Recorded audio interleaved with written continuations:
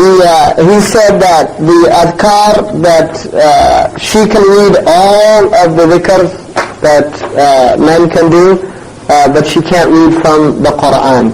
And then the khilaf in that of how much, like from memory, if she memorizes the Quran, then she can read what she needs to keep her Quran, or if she's studying the Quran. But she cannot touch the Quran during her hayd, and she should not read it like extensively, unless it's to maintain what she's memorized, or like ta'awwudh, or ayat surah al-tabarak, for instance, she's reading, or if she read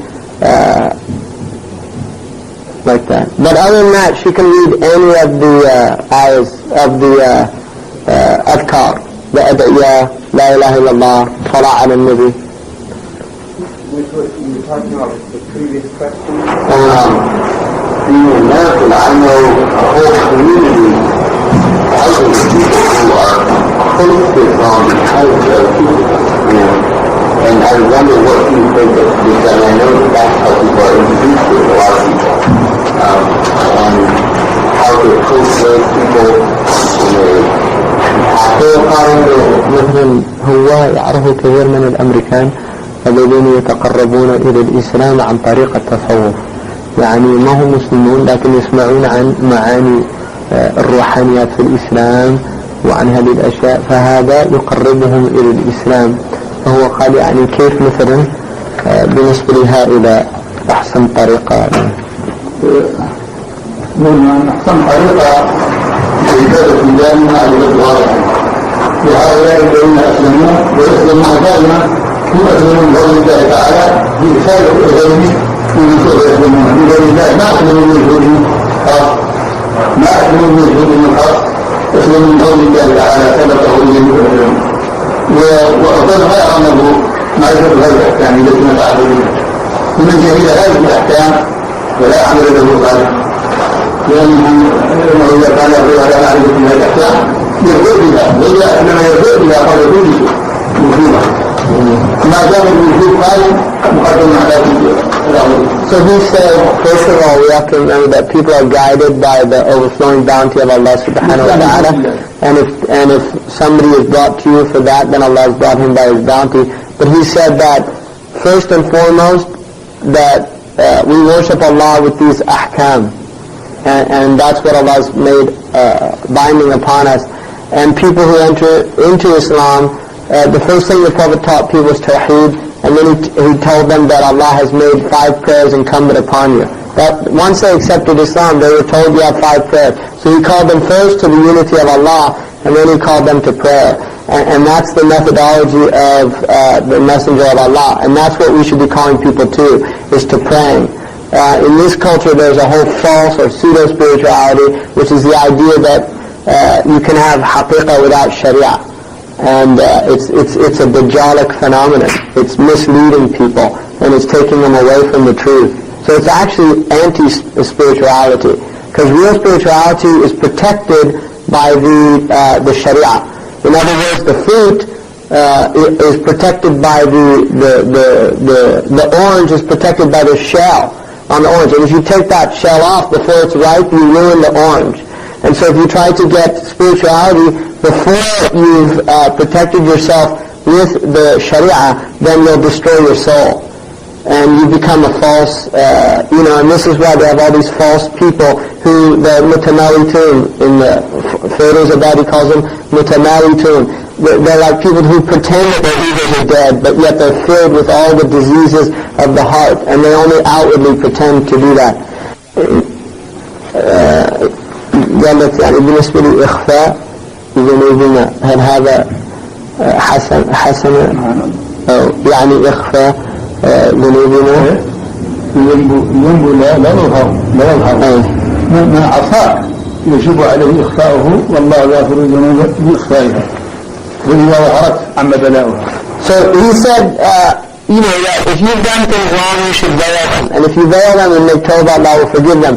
If you do them manifest or openly, then it's much worse, because it leads to the tribulation going all over, and that's bad. في حديث الرسول صلى الله عليه وسلم كان يصلي الصبح فدخل عليه رجل يتقاطعون على يقتسم وصلى ولما قال وقال له يا رسول الله إني أصبت حدا لا أقم عليه معناه من الجناح فسكت عن صلى الله عليه وسلم ولما أخذ المزيد اتبعه وقال له يا رسول الله إني أصبت حدا لا أقم عليه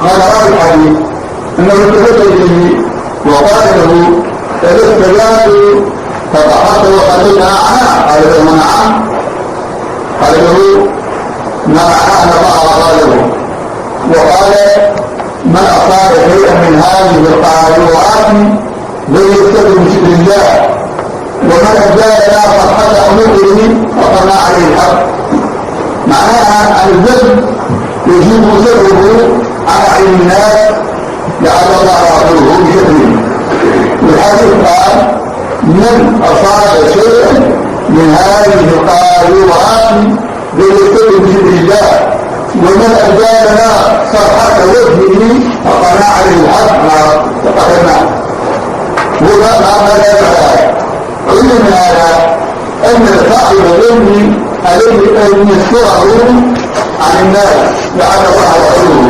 ويكون منه هوى محدودا والله يغفر.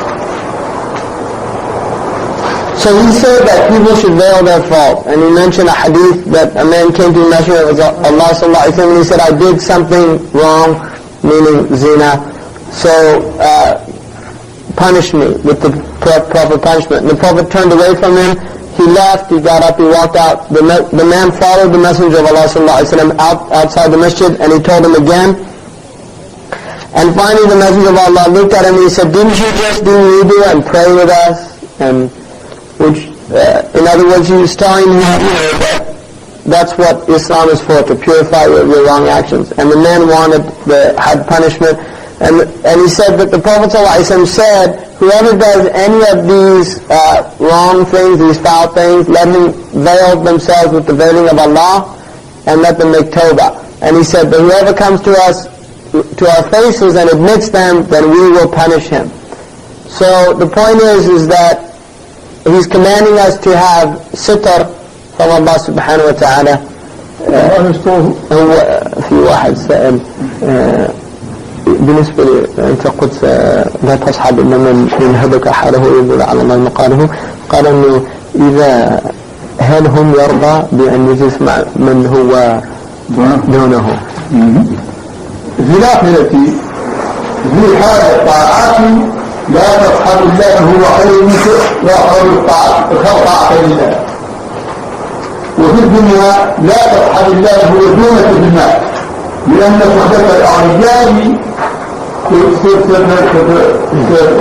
تبصر الغالب لأنها تجيب النفس تطمع في النفس إذا لا يجوز وصحبة الطاعة تنهض بحالك إذا ما هو الغالب في حال الآخرة أصحاب من هو أفضل منك وفي الدنيا أصحاب من هو دونك. So he said, in terms of dunya, you should always be with somebody lower than you, or the same. But you shouldn't be with people like, if you're poor, it's better not to keep close company with wealthy people. And the reason for that is because you'll begin to desire wealth, and you'll feel like they have something that you don't have. You'll want a bigger house, you want a better car, you want these things, and that leads to love of dunya.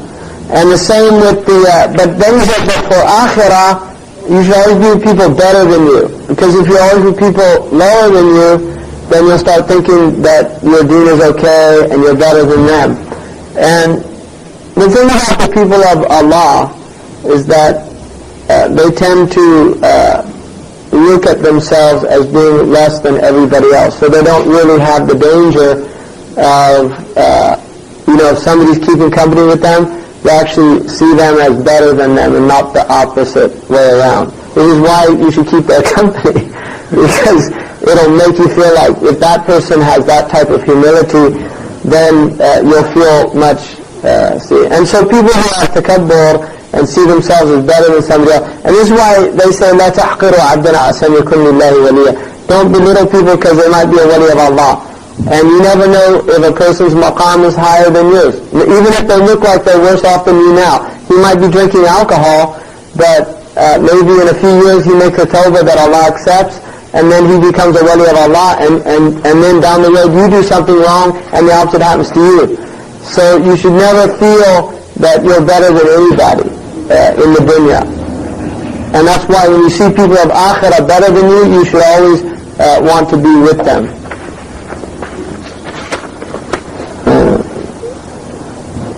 قال من آيات آخر الزمان أن أهل هذا العلم على علم تطهير القلوب قد انقرض أكثرهم، فماذا نفعل عند انقراض أكثر الشيوخ المربين؟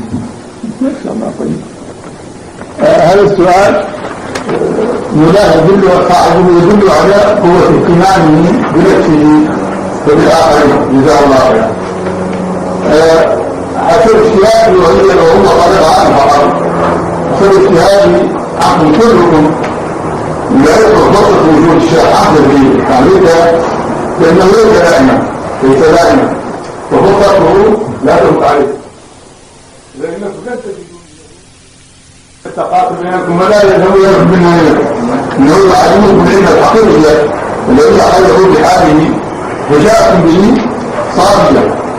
لا تكون الفضل، وهذا قلته في جامع البرجي عن الماضي لإحدى المسؤوليات التي سألتني قالت لا نفعل ومرتنا ولكن حالة عربية. وهي القراءة جاء الوقت ووقت الآن على المسلمين في البلد الذين يقولون أنهم يهتمون بآخرتهم وبدنياهم، والاهتمام بالآخرة هو الاهتمام بالله. نقل الآخرة يوكل على دنياهم وكانت لها معنى، كانت لها قيمة. دنيا دون الآخرة لا يمكن كلهم هذا حتى أقول هو أن يحضرها عليكم أن تأخذوا مكان مزاج المنار، مزاج المتفكر خارجه، تطلبونها للدولة تطلبون فيها عيشة أو رجال أو شيء مالا، تكتبون من يعلمكم دينكم بدون دنيا، يعلمكم الدين فقط. So he said what you should do is buy a piece of earth, put some tents on it, and then bring somebody who can teach you a pure deen, and then just go learn your deen and try to practice what you're being taught, and that's the best thing for you to do. And these are nusus. You know, these are fixed things. Nobody, these aren't made up things. This is our tradition, been transmitted. And he always agreed with me. Imam Malik a'tana qaida. He gave us an incredible qaida. And if you learn this qaida, inshallah you'll never go astray. Imam Malik was asked, Man ahli bid'ati wal ahwa? Who are the people of bid'ah and ahwa? And this su'al is muwaffaq. It's an incredible jawab. He said, أهل البدعة والأهواء كل من سمى أنفسهم بغير ما سماهم الله وهو المسلمون فمن أهل البدعة والأهواء. Anyone that calls themselves a name other than Muslimun is from the people of bid'ah and ahwa. So any group that the fact that they're a group and they have a name, and this is not a name like Maliki or something or Hanafi, because that's intisab لشيوخ أجمعت الأمة على هدايتهم. If somebody says he's Maliki, that is not the same, because that is telling you where your source of knowledge came from based on imams that the entire ummah has agreed on their guidance. In other words, if somebody says that Maliki, doesn't go under that, or Hanafi or Shafi'i, Hanbali. Those four, anybody that says I'm Maliki, Hanafi, Shafi'i or Hanbali, those are rightly guided if they're really following what those imams came. Because those four imams were مجمع عليهم أربعة وقفوا غيرهم الجميع منعا. It's مجمع عليهم. Those four imams is مجمع عليهم. It's absolutely by consensus that they're rightly guided. And so people calling to other than that. And then in Aqidah, you take very simple Aqidah from a simple method like Ibn Ashar, Imam Tahawi, any of those, and don't go into furu'a, far'iyat, where's Allah, Allah has what's the hand like, all these type things, all that is, somebody came to me and they asked me, somebody came to me and they said, what do you say about the ayah, Ar-Rahman ala al-Arsh istawa? And I said, the fact they asked you that question is a sign they have deviation in their heart by the shahada of the Quran. Because the Quran says, anyone that asks about those verses, that means their hearts are deviated. So anytime you hear people talking about the verses of Allah that relate to mutashabihat, hazy things, a'udhu billah, a'udhu billah. You just leave them. And that's guidance. Could you just repeat the question? The question was about, like, what do we do in a time when Sheikh have disappeared and there's really not much of the people of tarbiyah? And so what Sheikh Khatri said, Jazakallah khairan, was that question is a sign that the person is concerned about their soul. So it's a good question. And it's a true the condition. And he said, you know, if you're in this country, then it's good, like the classes you're taking now, these are good classes, things like this is a good thing to do. He said that is the best thing to study and make sure the source of your knowledge is good. And he said, you know, that the things that we're teaching, like these are mutun that are thabit, that are part of our tradition, and they come from a chain of shuyukh. And the people, like his sheikh and my sheikh is Murabb al-Hajj. And Murabb al-Hajj is somebody, you know, whoever's seen him, he knows who he is. His knowledge is pure, the source of knowledge is pure. He's never known by anybody to have done a makruh. Nobody who has lived with Murabb al-Hajj for over 70 years can say they ever saw him do a makruh. He's never been ever heard to speak a bad word about anybody by name. Anyone. He's never mentioned anybody with suit. His knowledge is pure sharia. And he teaches people remembrance of Allah subhanahu wa ta'ala, because he's in a state, like one of the people said, الجلوس عنده كالجلوس عند الحاضر الغائب. Sitting with him is like being with somebody who's present and absent at the same time. He's present in that he'll teach you and answer your questions. He's absent in that his heart is moved from this world. It's not in this world anymore. So people like that who are hard to find. في سؤال هنا.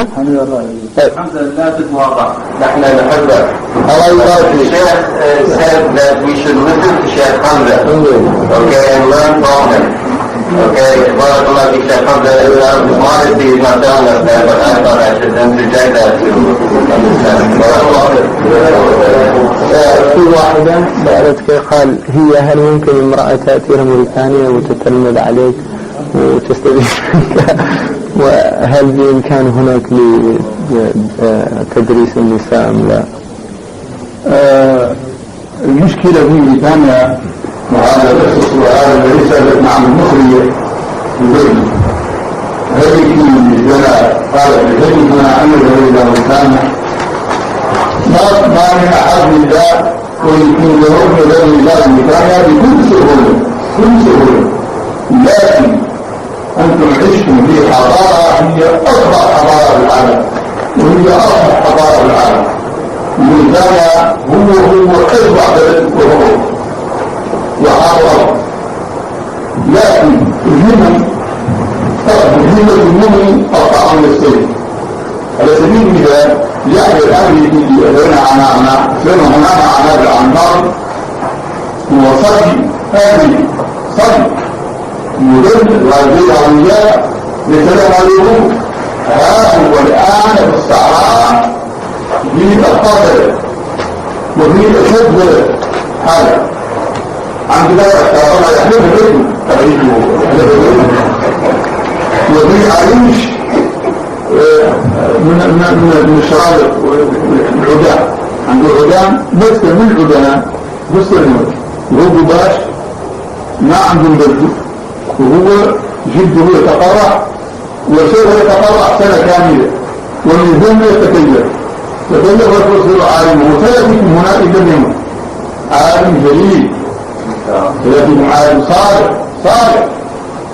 So he said anybody can go to Mauritania that wants. He said that the himma aspiration of a moment is aqta'u min as-sayf. It's more cutting than the sword. So if the himma is strong, then people can do amazing things. He said, for example, Yahya, the American man that became Muslim here, he's a young man. He was, I think, 19 or 20. He became Muslim. He said he was a spoiled American from Mudallal, that's what he said. Spoiled American, wealthy, from wealthy family, Los Gatos. And he became Muslim, and he wanted to go seek knowledge. He had a scholarship to, not scholarship, but he paid, expense paid Berkeley, everything.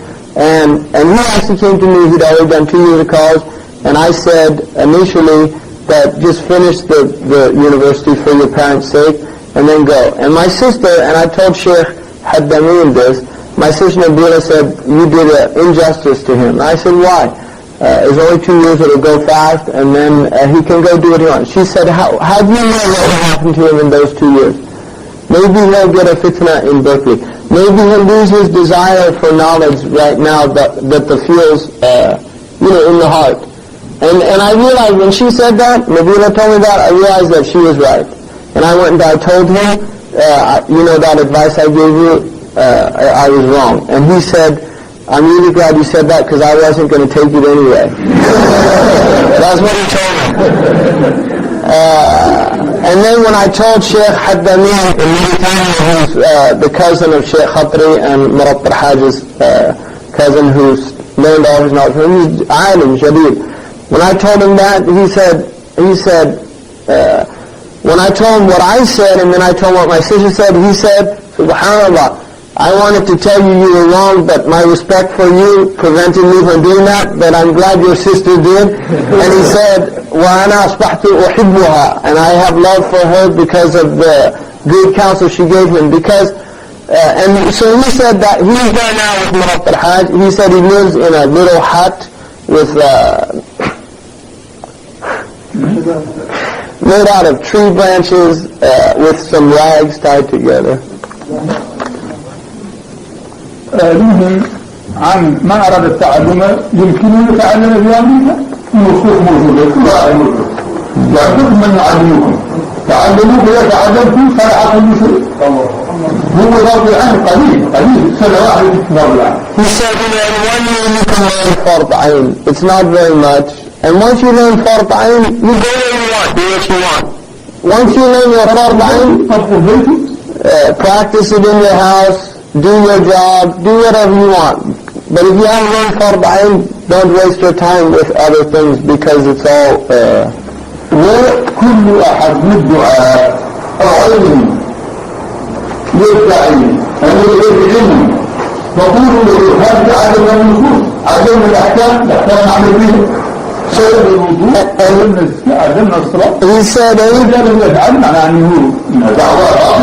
said anybody who's calling to Islam like in a position of any authority, then what you should ask them is teach us how to pray, teach us how to do wudu, teach us how to pay our zakat, teach us how to get married, teach us how to buy and sell. He said if they can't do that, then it's a da'wah batila, it's meaningless what they're calling you to, because that's what Allah called us to, that's what His Messenger did, and that's what He taught. He taught people how to worship Allah, how to pay their zakat, these rules that we're supposed to live our lives by.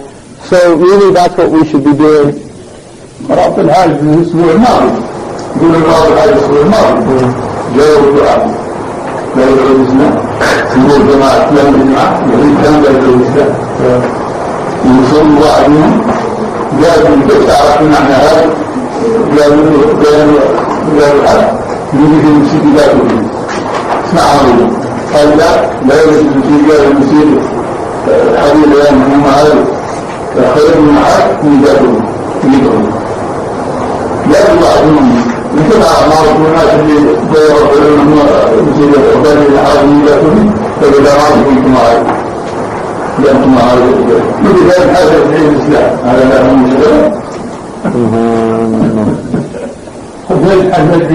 So he said that, some people from a da'wah group came to Murat al-Hajj to call him to Islam. And he asked them, what they want to do. They want to sleep in the masjid. He said, they can't sleep in the masjid. Tell them to move along, it's better for them. And then he said, don't you know that the Prophet ﷺ didn't let some people sleep in the masjid, and he said, well, that's those people.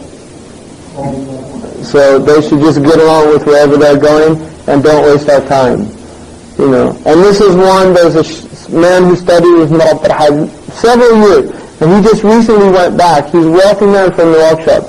Muhammad Amin هذا تجاكني محمد أمين من الوركشop. الغني هذا اللي يقرأ خليل مع طاهر. والدحان. He told me once that he heard some people came to his house, they said, come to the masjid, we're having a da'wah. So he said, he'll go, he went, and he said he sat and listened to a talk, and he said that he didn't learn anything because he said that we should be taught something that's going to benefit us. In other words, something we can hold on to and take with us, not just words strung together or something, right? Because really what's destroyed Islam is the lecture circuit. You know, in all honesty, I mean, muhadarat have done more to destroy Islam than anything else, I think, personally. Because now people think they just go to a lecture and they get, you know, like the pilot light gets lit on a little bit, but then the least wind comes along and it blows it out again. And the thing about this is, you know, learning consistently and then practicing it, you will see in your own lives the difference. Because I know there's people in here, just from studying Mathara, there's change in your own life and in how you view things and how you can see it. Because I can see it, you know, and if I'm teaching a class, then I know people, other people. Because, I mean, you can't read these things and study them and teach them and learn them except you get affected by them. Unless you're just a complete, you know, hypocrite or something, and I don't think any of you are. So that's the point, is that how do we get from A to B and then B to C and C? Like Muslims want, now they want to go from A to Z without going through the alphabet. They want this Dawla Islamiyya, they want the Hukuma Rashida, they want all these things, and they don't want to do the means that we need to get to that thing.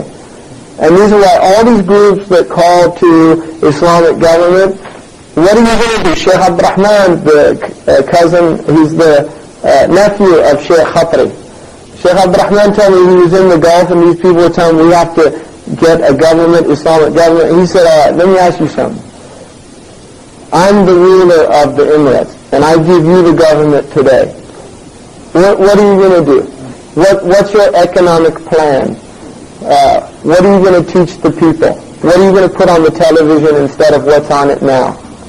Because once you have it, then what do you do? Because it's easy to say we want it and Islam huwa al-hal, Islam's the solution, and shout slogans in marches and all these things. But if somebody stops one of those sloganeers, pulls him out of the line and says, what is this solution that you're talking about? All he has is a slogan. Because he really doesn't know what it is. He just has this vague idea, and that's the same as communism, because that's what communists talk about. Once the revolution's over, everything's going to be great. Well, they had their revolution, and it was a disaster, right? Because there wasn't any program. It was all just lies. So that's the point. Salah. We should pray now. I know there's more questions. Jazakallah khairan.